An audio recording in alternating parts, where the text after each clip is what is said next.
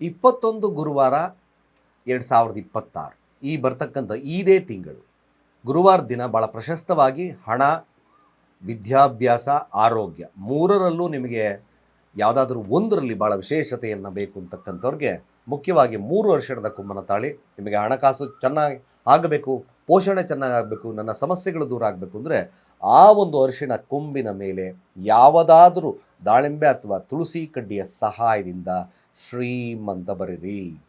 ಬರೆದು ಪೂಜಾರ್ಚನೆಯನ್ನು ಮಾಡಿ ನಿಮ್ಮ ವ್ಯಾಲೆಟಲ್ಲಾದರೂ ಇಟ್ಕೊಳ್ಳಿ ಅಥವಾ ನಿಮ್ಮ ಹಣ ಇಡ್ತಕ್ಕಂಥ ಸ್ಥಳದಲ್ಲಾದರೂ ಹಿಡಿ. ಸಂಧ್ಯಾ ಸಮಯದಲ್ಲಿ ಆರೋಗ್ಯದಲ್ಲಿ ಸಮಸ್ಯೆ ಇದೆ ಅಂತಕ್ಕಂಥವ್ರು ಅದೇ ಅರಿಶಿಣದ ಕೊಂಬಿನ ಮೇಲೆ ರೀಮ್ ಅಂತ ಬರೆದು ಅದನ್ನು ಪೂಜಾರ್ಚನೆಯನ್ನು ಮಾಡಿ ನಿಮ್ಮ ಬಳಿ ಇಟ್ಕೊಳ್ಳಿ.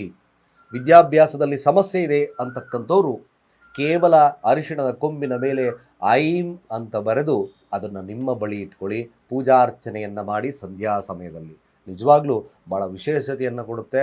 ಇದೊಂದು ಗುರುಪುಷ್ಯ ಯೋಗದ ತತ್ವ. ಶುಭವಾಗಿ.